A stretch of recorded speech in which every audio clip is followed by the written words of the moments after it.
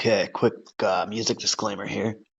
I do not own the rights to this music, which belongs to the rightful owner, who is the intoxicating mind of Dr. Frankenstein. So he made my intro and my outro, and I hope you guys enjoy. Check them out on Spotify and YouTube, and no copyright infringement is intended. Have a good day.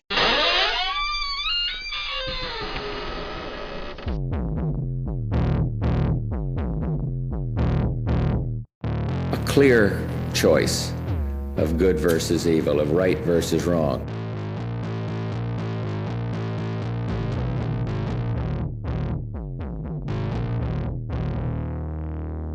Twisted Tales.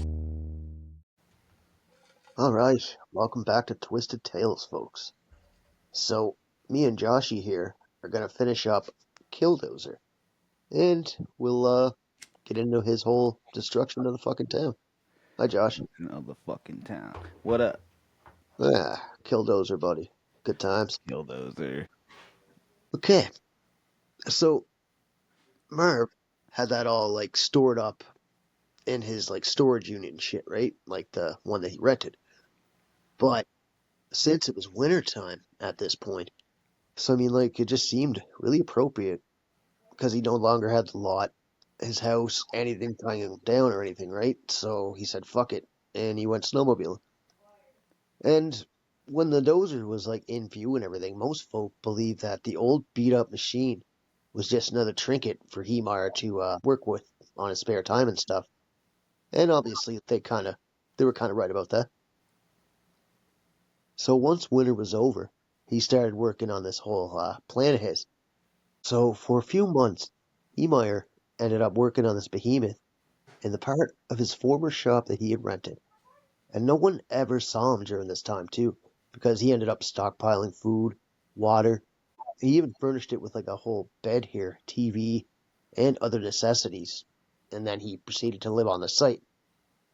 Now, he prepared the Dozer off and on, sometimes going 3 or 4 days at a time without a shower, just so he could work mostly at night to avoid suspicion, and then he would sleep during the daytime.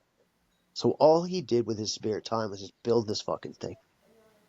Now, at one point here, when he was building it, the owners that bought the place, Travis and Bob, they came to like look at the place here. They needed their insurance man to check shit out. So Marv couldn't have this big fucking Dozer sticking out like a sore thumb. So what he did, he covered it up with a temporary wall and insulated the whole thing. Now, by this time when they stopped by, the Dozer was halfway done. Now, he thought to himself, I'm gonna be fucked. People see this thing, right? He even cleaned up the entire shop. He hid all the steel, even like the welders that he was using to build it. He hid these in a courier room that he built out of like 2x4s and canvas and stuff. And then he took polypropylene tarps and covered the Dozer all up, and he taped it shut. Now, when the insurance dude came with the two guys, they were like, oh, hey, man, what's this? Oh, it's just the Dozer that I bought here. Oh, they're like, oh, what's up with the lift? You got that here still? And Marv made up this big story about a professor from Minnesota who had been working on like this cooling system. So this would like go on the cooling system to go in the intake of the engine, which could cool the air and increase the performance of the engine. Oh, and they're all like, oh, man, that's cool shit, man. Don't worry about it. So they actually bought Marv's bullshit story down to a fucking T. Pretty cool, huh? Nice. Yeah, he was a smart man. But during the conversation, Marv promised them that he'd have the lift out of there when he left and shit. Don't you worry, boys. He's like, this'll all be taken out of here for sure. So it's believed that he used a homemade crane to hold the steel in place for welding. Note that the tool steel can be challenging given the alloying materials and low carbon content present. So the welding was difficult. So, with no further hope to save his livelihood and pursue his part in the American dream, Marvin started down a path of darkness and destruction. Marv continued working on his Dozer. He had a space for a portable cement mixer and an electric hoist to do the heavy lifting. He ended up fashioning steel plates into a 2-ply armored shell that would protect the driver and the controls. He filled the gap between the steel plates with concrete for extra armor. He installed video cameras on the bulldozer's exterior so he could see where he was going on the 3 monitors he had mounted in the cab. It would allow Heemeyer to see his surroundings. Because the armor was so thick, he wasn't able to see without them. It would have been like driving blind. He protected some of those cameras with multiple layers of clear, shatter-resistant plastic. I think it was at least 3 inches thick of bulletproof plastic, and he installed a system that used jets of air to blow dust and debris away from the lenses. So he had some compressed air tanks in with him too. He mounted 3 rifles in the cab with their barrels pointing to the front, rear, and right side. In addition, the cockpit contained a refrigerator, air conditioner, food and water supplies, and gas masks. The cabin of the Killdozer included air conditioning and onboard fans, with one of the fans located at the front of the cabin so he wouldn't get extremely hot while he was in there. It was covered with armor everywhere. It was becoming quite the spectacle of an armored bulldozer. The armor consisted of 2 half-inch 12.7mm steel plates with concrete in the middle and bounded plexiglass, which gave it the same benefits of composite armor. This proved very effective against small arms fire, armor-piercing ammunition, and grenades. The quickcrete that was utilized is often used for patios, driveway aprons, deck supports, and sign footings. Quickcrete recommends this particular type of concrete.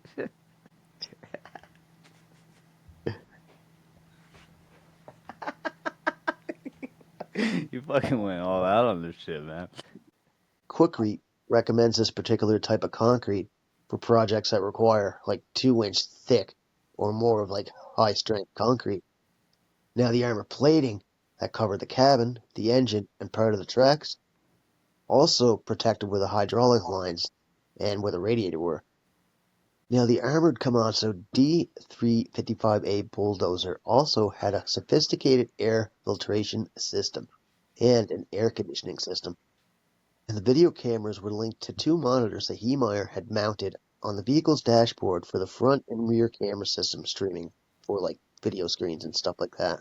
Originally, the default 49-ton Komatsu is actually powered by a 410 HP engine, or like 305 kilowatts or whatever. It has a top road speed of 7.45 miles per hour, which is like 12 kilometers an hour in like Canadian fucking shit, and a horsepower per ton of 8.36. Now, Heemeyer's armored version brought the weight all the way up to 61 tons. So this most likely slowed the bulldozer down a little bit and decreased the horsepower probably down to 6.7 per ton. That's ridiculous. And it's not just Canadian. It's like almost everywhere in the world but the United States uses the metric system. Fuck the metric system. I like it better. The imperial system sucks, dude. You guys use the decimal system, which is smart. See, you just use powers of 10. Yeah, well, the whole Dewey Decimal System, right? 10s are easy. Well, the Dewey Decimal System's like a library thing, I think. Yeah, it is. Yeah.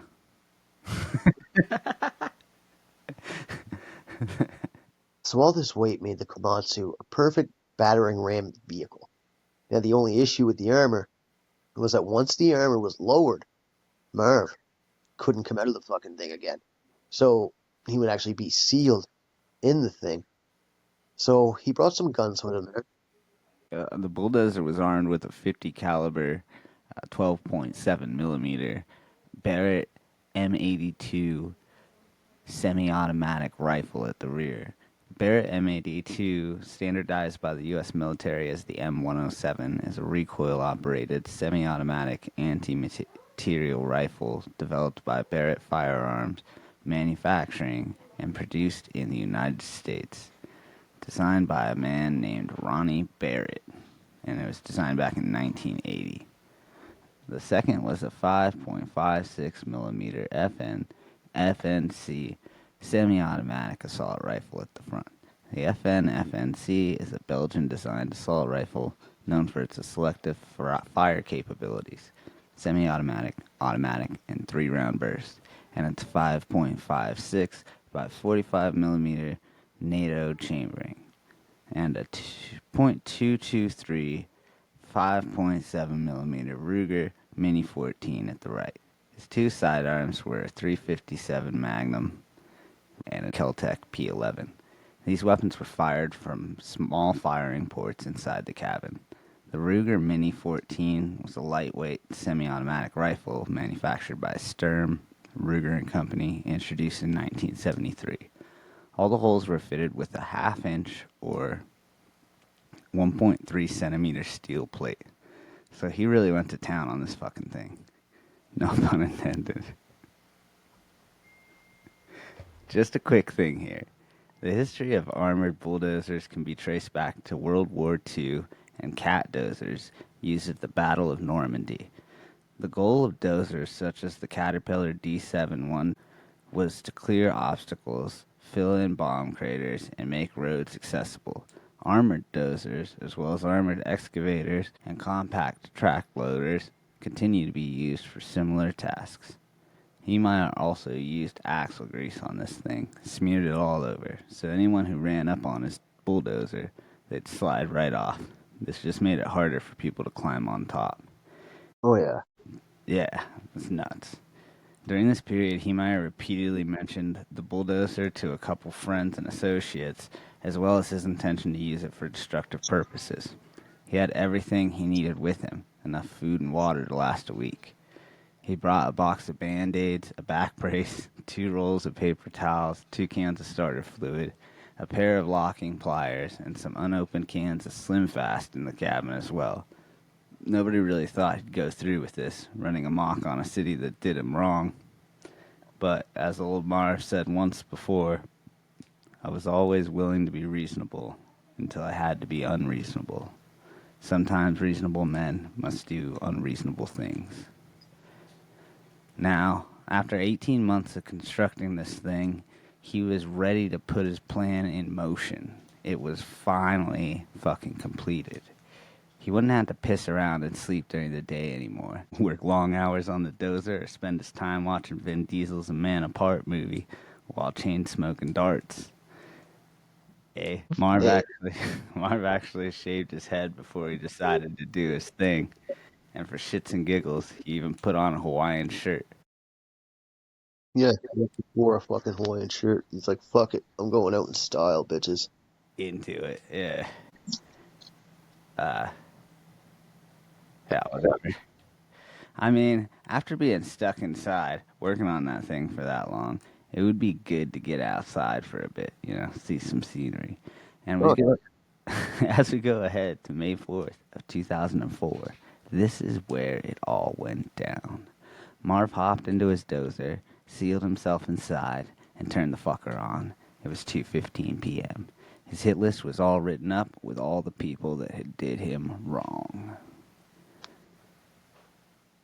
so he fired this bitch up, and he drove straight through his storage unit like it was nothing. And then, guess where he headed first? Mountain Park Concrete. This was owned by the Adochev family that was fucking with this dude. Surprised the fuck at everybody there, right?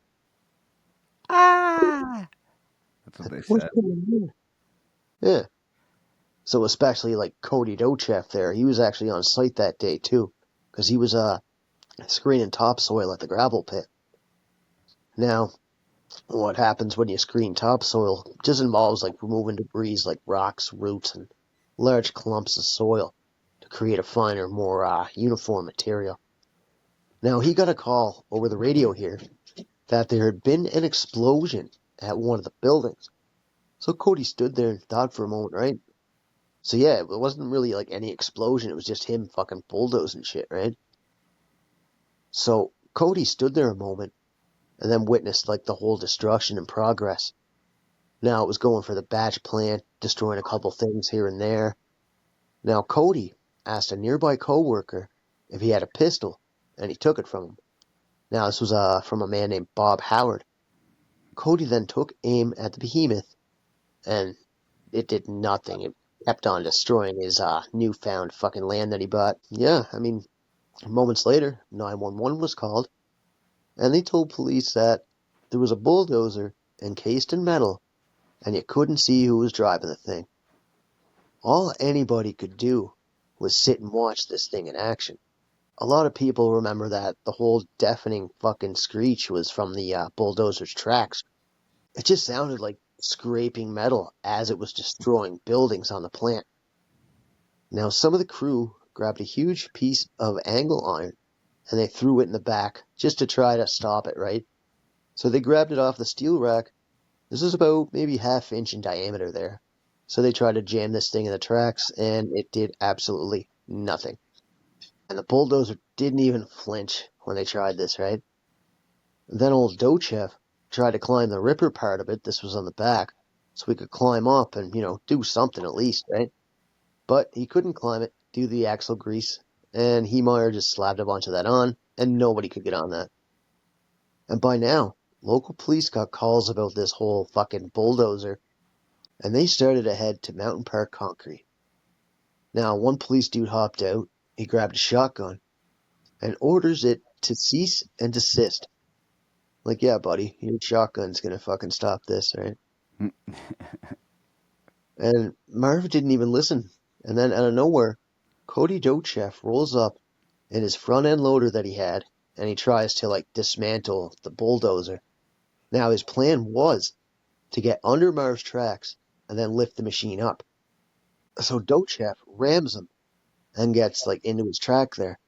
But because of the weight, the concrete and everything there that was on there, he ended up getting 3 tires off the ground. So he was 3 feet off the ground. Now Dochev was like, oh shit, this thing's too heavy, right? So he then slipped off, and then Cody backed out and went full speed to ram him again as Heemeyer was backing out. And yeah, then he rammed him full tilt, and Cody's wheels came off the ground about 4 feet this time. He hit wicked hard.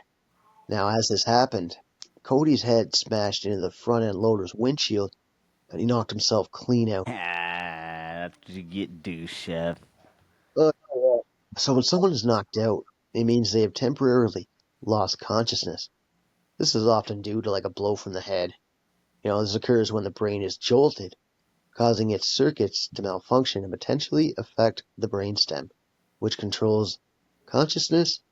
And the whole impact of this thing here also disrupts the flow of blood and oxygen to the brain. So this leads to a blackout.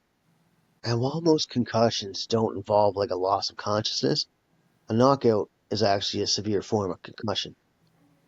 So after that big hit, Marv went to his gun ports and he started firing. He went to the back, and there was a 50 caliber rifle here, so he started firing into Cody's bucket of the loader. Now the loader features a large bucket that's attached to the front of the tractor-like vehicle. It's used for scooping, carrying, and dumping materials. More so dirt and fucking gravel, debris, stuff like that. Now regular buckets may use 3/16 material, but heavy-duty buckets, if they're altered or whatever, they can utilize 5 millimeters or 5/8 inch steel. The high-strength steel, say grade 50, it's actually often used for heavy-duty buckets, so they may impact the overall thickness and the weight of the whole thing. But after this, he was done trying to fuck with the machine there because he knocked himself out. He woke up and he's like, no, I'm getting out of here. So cops then surrounded the building, and they were all armed with M40 rifles. The M40 rifle is a bolt-action sniper rifle used by the United States Marine Corps, and then primarily, it has long-range engagements and shit, right? It's actually based on the Remington 700. Now, the M40 was developed back in the mid-60s by the U.S. Marines, who modified the Remington 700 rifles for sniper use during the Vietnam War. Now, the rifle typically fires 7.62 times 51 millimeter NATO rounds, also known as the .308 caliber. Now, NATO rounds refer to ammunition that adheres to the standardization specifically set by the North Atlantic Treaty Organization, or, for short, NATO. So NATO rounds are like often loaded to higher pressures than their civilian counterparts. So these things are like badass. Now the ammunition must meet certain performance standards, such as accuracy, the ability to penetrate specific targets, say like a steel helmet or some shit. Just different shit like that at any given range. Just a little bit on that. So when the cops rolled up, Dochev, he was coming to.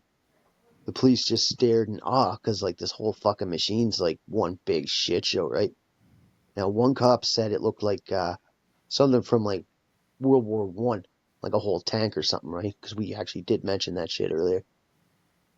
So, Cody sees the cops and says that the machine is being run by a radio controller and that there's no one inside there. He told them it was Marvin Heemeyer.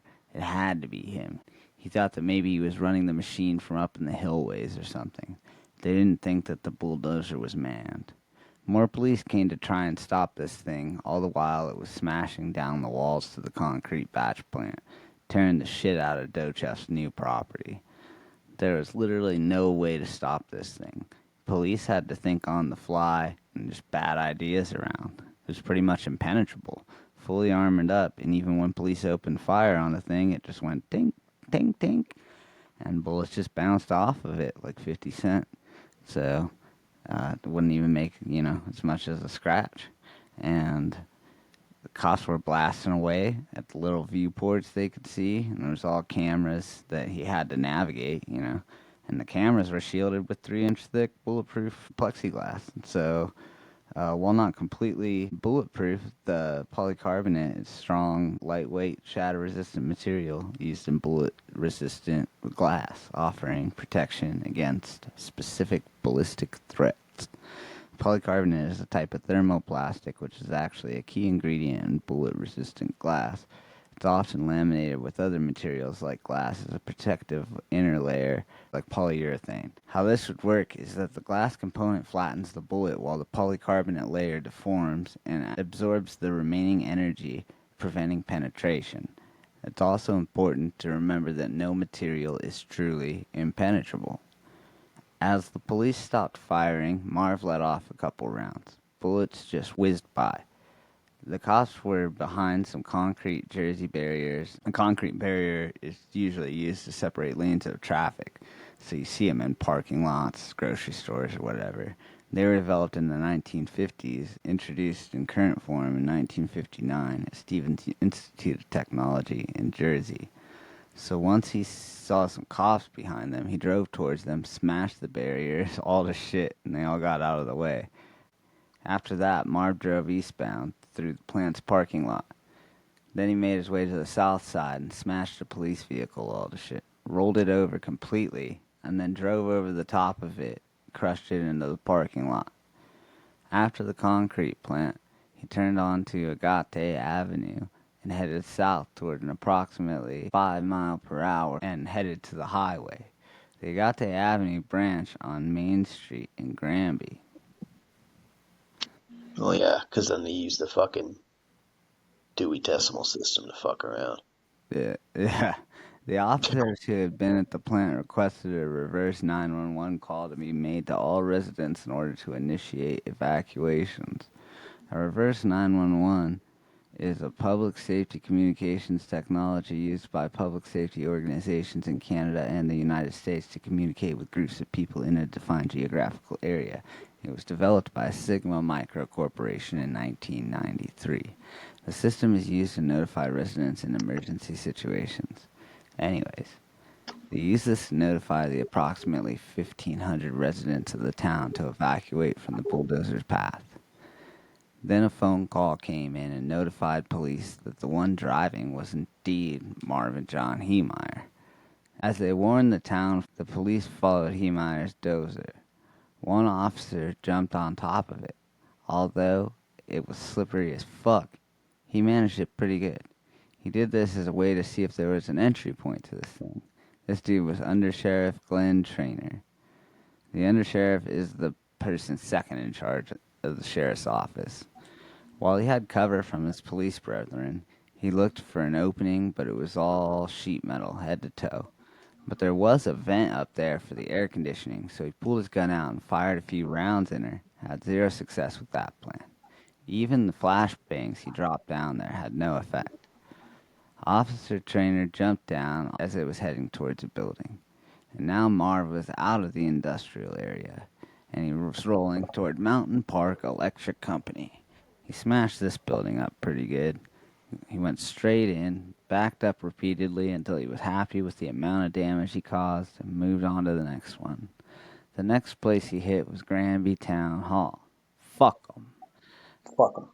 Yeah, there was a lot of fuck arounds for him over the years at this place, and so now he's gonna smash the shit out of this place as well. It was a little known fact that the town hall was upstairs, but downstairs was a public library which still had kids and people working in it. As Heemeyer rolled up, people heard the sounds of gunfire and the terrible sound of the metal tracks slowly approaching. Slow enough, I guess. I mean, he was going 5 miles an hour, and the armor definitely bogged that thing down. Anyways, people started to hide inside as they didn't know what was happening. Then the cops called the building with the reverse thing and told them to evacuate. It didn't take people long before they started booking her out the door once they saw all that big fuck around of a mess outside coming towards the building. Marv worked his way up and went to the back of the town hall and drove right through the children's playground and wrecked all their outdoor hangout. But everybody ended up getting out of the building, and the adults ended up getting all the kids home safely. Good story. So, after Heemeyer drove through the building a few more times, he backed out, driving on the main street. So here, there was a police roadblock all set up by this point. He had police units behind him and in front of him, and officers were walking by both sides of the unit, right? You're like, well, we'll get this thing. No. But since they were closer to it, they noticed all the cameras, and they realized that's what he was using to see and drive around with. Now he had full views of the sides and both the front and the back areas. Even though there was like debris on top and shit, he could still see because he was using like compressed airline hoses that were connected to an air compressor tank that he had inside to blow the dust off the cameras. So obviously he planned this thing pretty well. Probably better than I would have.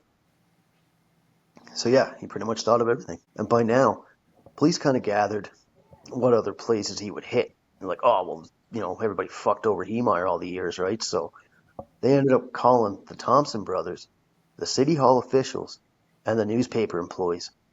So they knew who he was after, right? Nobody in this shit was totally innocent, including Marv himself, right? But if those people on Marv's list didn't do anything to him, well, like they claimed, they're like, we didn't do nothing. Then how did police figure out that, you know, who his next targets were, right?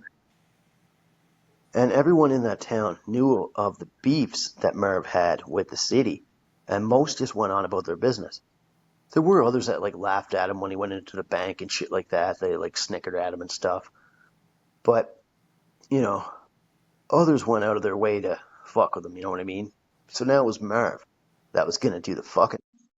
But yeah, I mean, like you push a man so far, and someday he's gonna fucking push back, and today was that day. Yeah. So as police were doing the following, we turned into like the news building and all that. He drove through the front of it. Some workers left out the back. The front was collapsing down. So we backed up and went in a few more times. He was even smashing cars that were in the way and shit that were in the parking lot. And the whole roof ended up coming down. And Marv just kept going, even though it was like falling on his fucking, you know, bulldozer and stuff. And that whole reporter dude that Marv hated, right? He ended up getting out of the building too. He heard police like shooting at the tank and everything, and bullets were whizzing by him as they were fucking getting close. So he ended up taking a few pictures and then got the hell out of Dodge. And it was a good thing too, because not long after that, the whole building totally collapsed to the ground. Now, besides all the gunfire that was heard, it was just nothing but destruction. Cars were scraping around, smashing into shit. He was just pushing anything that was in his way out of his way. You know, just like the city of Granby that pushed him around, right? Now, police literally had no chance. They had zero fucking clue on how to stop this thing. They're honestly completely helpless. And then Marv drives towards the east end of town and headed straight for the Thompson residence. The Thompsons were in town, but police along the way had tried to intercept them and stop them from going there, but they're like, fuck you, we're going anyway type deal, right? Now Marv went to destroy their place of residence, but the thing was that since they weren't home, it was only their mother that was home and that was in the house. So they called her and they eventually, got her to leave the home. She was actually asleep inside at the time, like a half hour before Marv rolled up. And then he started eyeing up like their shop and their businesses and shit because they had that snow removal equipment and stuff. So there was like a ton of like snowplow stuff there that he was going to damage. By now, police grabbed a large 50 caliber silhouette gun and they ended up shooting right into the cab of Heemeyer's machine. And it didn't do shit. Didn't do anything. So Marv then rolled up down the back streets and went for the house, and then he completely fucking leveled it to the ground.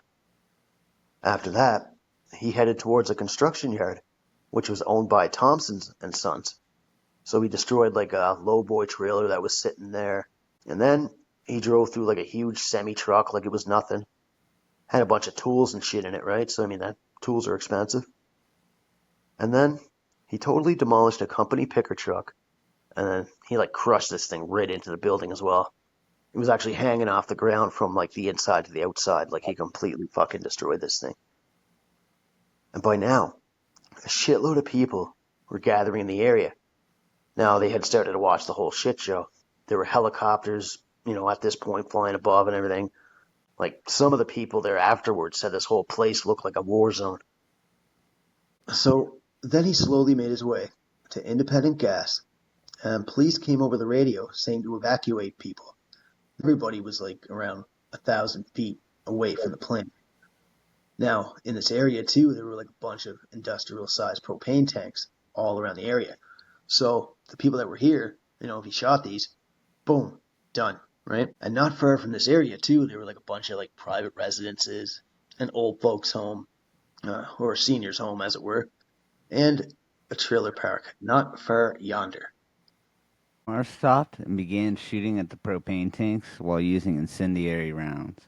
He began shooting at the tanks and some of the transformers on the plant, but he ended up not hitting anything. His ripper that was attached to the back didn't go into the ground far enough and get out of the way of the armor, so the bullets were just hitting the armor and not going any farther than his bulldozer. He didn't hit any of the propane tanks, but he did hit a transformer at one point. Every time he would shoot, the bullets just tinked off it, and bullets would just cause this huge cloud of smoke, all the while trying to adjust and shoot, but he still struggled to find a good angle. So old Marv shit the bed on that attempt. He probably would have killed a bunch of people if he did hit those propane tanks, though. Like, for instance, all those people in the senior's home and shit. Maybe even himself. I doubt those fans and cooling system would shield him from that, but who the fuck knows, though. He fired 15 bullets at the tanks, some of which contained 30,000 gallons of propane. Had these tanks ruptured and exploded, anyone within 1/2 mile or a 800-meter radius of the explosion could have been gone. So he proceeded to drive around. The city made a call to the road and bridge department to get a loader into the town. It arrived, and the dude driving it was named Clark Brandsetter. He tried to stop Marv on top of a road that led back onto the highway. Scrapers, also called wheel tractor scrapers, are commonly used to scrape and level surfaces. They scrape and pick up dirt and gravel. They're used for leveling, grading, excavating, and road building. They can move up to 72 cubic yards of material per cycle and come in single-engine scraper or a dual-engine scraper. The scraping blade dislodges material from the ground as the heavy machinery moves forward. The bowl has a cutting edge that cuts the earth and then loads and carries it. The vertical blade adjacent to the scraping blade closes when the bowl is full, so the load is ready to be transported to a new location. And the ejector, located at the rear of the bowl, uses hydraulics to expel loaded material. Marv literally just drove up to him, hit him, and pushed him out of the way. Didn't stop the Killdozer at all. Should have kept to what it knows, and that's moving dirt. And so after he pushed El Scrapo out of the way, he went up the highway and then back to the main street. As he was driving, he started to lose all his antifreeze, and a boom came, this huge white cloud of smoke that sort of threw his vision off for a moment. He accidentally drove into a place called Copycat Printers by mistake. He was going to doze into a place called Gamble's Hardware instead and sideswiped this copy machine place, damaging it a smidgen. So what happened is with the smoke is that white smoke is primarily caused by coolant entering the engine's combustion chamber, where it vaporizes due to the heat and is expelled as steam. He either had a blown or cracked head gasket. Other possibilities include a cracked engine block or cylinder head, or even a problem with the water pump or radiator causing coolant to leak into the engine. In the bonus round of this, Heemeyer was also beginning to lose power to the Dozer, probably from pushing it so hard, or the debris getting into shit. And even with the fucking smoke and all that, he proceeded to set the Dozer in the correct position to swipe right down the side of the hardware store. So Marv targeted this building due to the owner's involvement in like the hearings about the batch plant and stuff. So as the bulldozer slowly plowed through the building, one of the previous scrapers had maneuvered onto the sidewalk behind Heemeyer's path, so this blocked him from retreating back onto the street.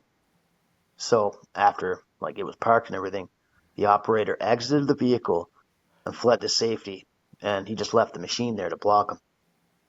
So Heemeyer ripped down one side of the building, tearing shit right off. Now, as he was getting ready to demolish this building, like the fucking 12 or 13 before this, he went straight down the side, and eventually the right track of the machine had gotten stuck in the basement portion of the building. So now he couldn't move. Like, there was nowhere for him to go. He was too low on power and shit, right? Now, he had been unaware of, like, the small basement that was on the property, right? Even though he had probably been in that store, like, a few times before, right? Now, he tried to get out of the stairwell, but he didn't succeed. But after a few times of trying to attempt to free himself, the Dozer then lost all power, and he was completely sealed in the fucking thing. So now he was surrounded by police, other state troopers, and this was the very first time the vehicle was at a stop. So the police started to group up, they were closing in, and then a few moments later, everyone around the area heard the fire of one single gunshot. So Marv ended up shooting himself in the head. Now, police hopped on top of the beast to try and figure out a way in, and they had no such luck. So then SWAT teams rolled in, so they tried to breach it with explosives. And when they did that, these didn't do all that much. One dude later said all it did was leave like a fucking stain on it from the smoke and stuff. But the second charge that was used didn't even make a dent in the Dozer. Now, there were charges here that were strong enough to rattle people's windows, so like nearby houses and shit, right? And they didn't even do any damage to this thing. So, with no such luck with entry and all that, they broke out the old cutting torch and they started to fuck with that air conditioning vent. So, the cutting torch that they used is like a tool used to cut through metal by heating it to its melting point with a high temperature flame and then severing it with a stream of oxygen. It has a fuel and oxygen valves on the tank, so these allow for precise control over like the mixing and the flow of the fuel and oxygen. So then it also has a cutting tip. This is where the fuel and the oxygen mix, and it's ignited. And this is where the oxygen stream is directed to cut the metal. So this flame that's used to heat the metal to its melting point, and then a focused stream of oxygen is directed at the heated area, causing the metal to oxidize and blow away as molten slag. And yada yada yada, there's some metal talk.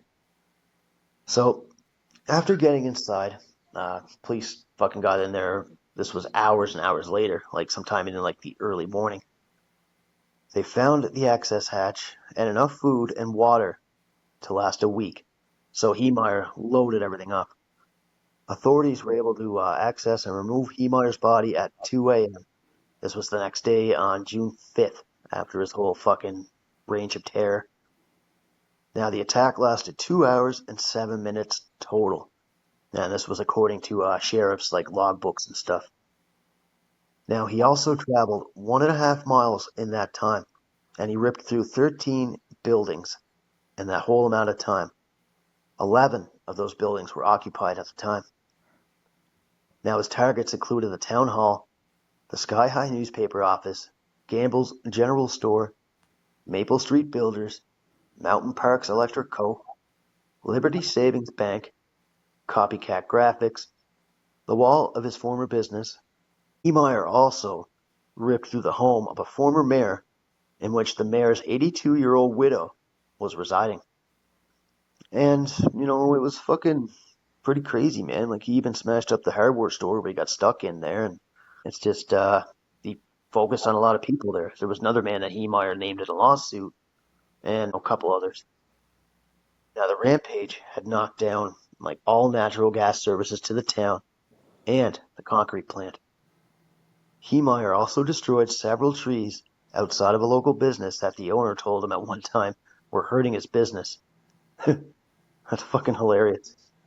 I'll take care of these trees, bye. Yeah, that's cool. Yeah, so I'm sure he was having a grand old time doing that shit, right? Yeah. Until everything went to shit is my guess, right? Hell yeah. That would have been fun. That would have been hella fun. Oh, yeah. Now, many town records and archives were destroyed too, along with the entire town hall. And as we wind down here, folks, there were a ton of pissed off people, mind you, right? But in turn, there were also defenders of Heemeyer. See, you can't have the good without the bad, right? Now, defenders said that he made a point of not hurting anybody during this bulldozer rampage. And he didn't fucking hurt anybody, right? People got out of the buildings and stuff. Eventually maybe things could have went south, But, there was one person, Ian Dodery. This dude was a baker owner. So he said that Heemeyer went out of his way not to harm anybody. He was moving out of the way for pedestrians and shit like that were walking, so he didn't hit anybody. Now, Cody Dochev stated that if Heemeyer truly didn't want to hurt anybody, he would have plundered the center of town on a weekend or something, where most businesses would have been empty. And the sheriff's department said that the fact that no one was injured was not due to good intent as much as it was to good luck. Something the sheriff's department would fucking say, dude. It was because he was being nice. Yeah, they didn't want to fucking have everybody say that he's a monster and stuff, right?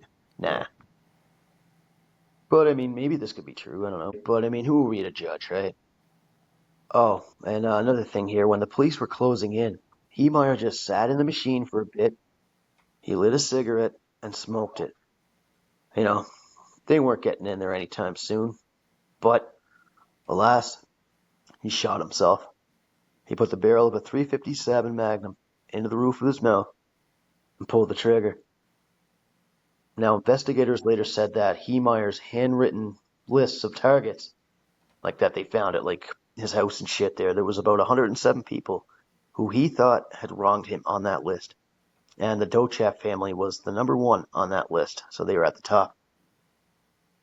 Now, the whole list had also included various buildings, companies, judges, politicians, newspaper editors, and anyone who sided against him in past disputes. There was one entry here that was a local Catholic church, which he did not damage, due to their opposition to his attempts to legalize gambling back when he was doing that shit, right? And he was writing his own newspaper and stuff. Plus all their theological differences and stuff. Heemeyer was actually a member of the Christian Reformed Church too. And as no one other than Heemeyer was killed in the incident, the modified bulldozer has occasionally been referred to as Killdozer. And it's unclear whether this was an allusion to the 1944 short story Killdozer or its 1974 film adaptation. See, there's always something, eh? Why did he name it this? Was it because of the book? Whatever, right? Fuck him. He probably just named it that because he was fucking gonna go fuck up some shit. But we'll never know, right? Killdozer. Did he name it that, or did people just call it that? I think people just started calling it that too. Like he named it like Marv's tank or something like that, I believe. Yeah, probably. Well, I mean, like he should have just called it like the Marv Mobile or like the fucking Heemeyer Hell Machine or something, right? Then he wouldn't have got questioned where all this fucking origins came from. Oh, also, Josh, there was a search of Heemeyer's house up in Grand Lake, so it turned up the plans for the bulldozer on his personal computer. So they also found a list of complaints on an old for sale sign, as well as some scrap paper during the search. Now, there were a bunch of like rambled fucking random writings on this that were found. Everything from like what the dope chefs did to him, like their unwillingness to pay the large sums that he requested, everything down to the sanitation districts fining him. Plus the whole like audio tapes that he recorded too. Like, he sent these to his brother, who then sent them to the FBI, who then in turn sent them to the Granby County Sheriff's Department. Now, the very first recording was made on April 13th of 2004, and the last recording was made on May 22nd, 13 days before the rampage. Now, after his death, the Snowmobile Club went on one last ride with him. They took his ashes, they fired up their engines, and they spread his ashes on the mountains as a sign of respect to their friend. And one of his buddies, Bruno Schroeder, this was a close friend of Heemeyer for like 3 years or so. He often rode snowmobiles with him. When he found out about Heemeyer's demise, Schroeder immediately came from Michigan to Grand Lake and went to Heemeyer's home. Schroeder and another mutual friend recalled the time that he purchased the bulldozer machine. This was like 2 years before.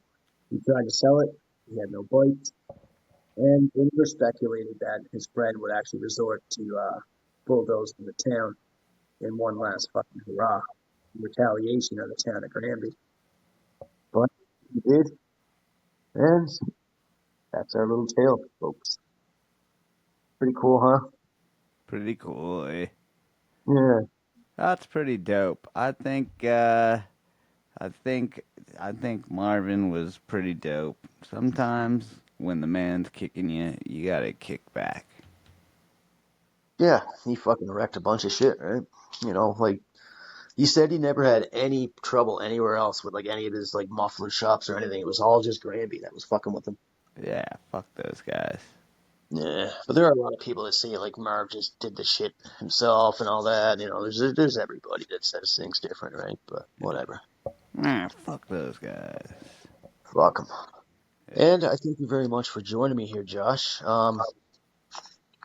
I'm also gonna upload another episode to this, like a bonus episode. This will include like all of his audio tapes there. I found those online, so I'll give you guys an episode of that, and you can check out how he went from fucking, nice guy to bulldozing the whole town. And he will tell you all of that himself in his own words. Fuck yeah. All right. Well, I'll send you those episodes there when I'm done here too, Jack. All right, there, bye. Thank you for joining me, bye. Yeah, thanks for having me on. No problem. Have a wonderful night, man. Yeah, Twisted Tales podcast. Yep.